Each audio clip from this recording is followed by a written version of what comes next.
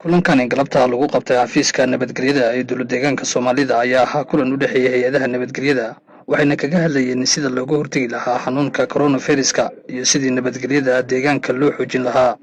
Kulankan ayaa markii uu soo dhamaaday kadib waxaa warbaahinta la hadlay ku-xigeenka xafiiska nabadgelyada ee dowlad deegaanka Soomaalida ana kusimaha xafiiska nabadgelyada Mudane Cabdullaahi Maxamed Cabdi. ujeedada galabta shirka hay'adaha nabadgelyada ku shaqeeyay waxa ay ahayd maadaama oo cudurka coronavirus-ku deegaanada ka jiro ama adduunka uu ka jiro hay'adaha nabadgelyada guddi gaar ah laga dhigay qaabka ay uga howlgalayaan cudurka kaalinta kaga aadan tiiwana follow up iyo qorshayaashooda ku kala qaadanayna qolo walba waxa kaga aadan hadday booliska tahay iyo booliska hadday tahay hadday ciidamada federaalka qaadanka tahay federal booliska hadday tahay qoladan asluubta hadday tahay qorshayaashii baanu ku kala qaadanayna oo labada maalmoodba maalin lagu kala qaato ay tahay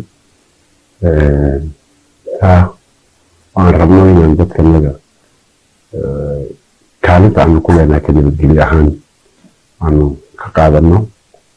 ayaanu shirka ujeedadiisa guud ahayd marka qolo walbana shaqooyinka loo xilsaaray inay si xilkasnimada u gutaan follow upna ku sameeyaan ay qorshaha aanu hadda ku kala qaadanayno meesha ay ahayd wixii caqabada iyo dhibaatada ka timaadana guddiga sare ee deegaanka ee leeyahay cudurka coronavirus-ka inaan hordhino si xal looga gaadho waxaana ka wadaadnaynaa si adkeynta iyo xoojinta shaqooyinkii aanu kala qaybsanay iyo qolo walba kaalinteeda kaga aadanayd sida ay u gudan lahayd muhiimadda guud ee shirku intaas ayuu ahaa. ku-xigeenka xafiiska nabadgelyada Mudane Cabdullaahi Maxamed Cabdi waxa uu sidoo kale uu sheegay in kulankan intii uu socday hay'adaha nabadgelyada ay ka doodeen sidii loo adkeyn lahaa nabadgelyada isla markaasna looga hortagi lahaa wax kasta oo amni darro keeni kara. waxaa weydiyey laakiin qaybo kale oo propaganda la xidhiidha magaalada ay khalkhal nabadgelyo darri iyo waxyaalo ay ka jiraan inay taasi jirin dhicina karinna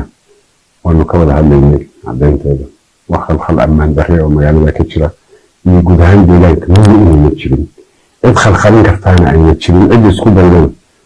dowladda lagula tallaabo sharci ku habboon laga qaadi doono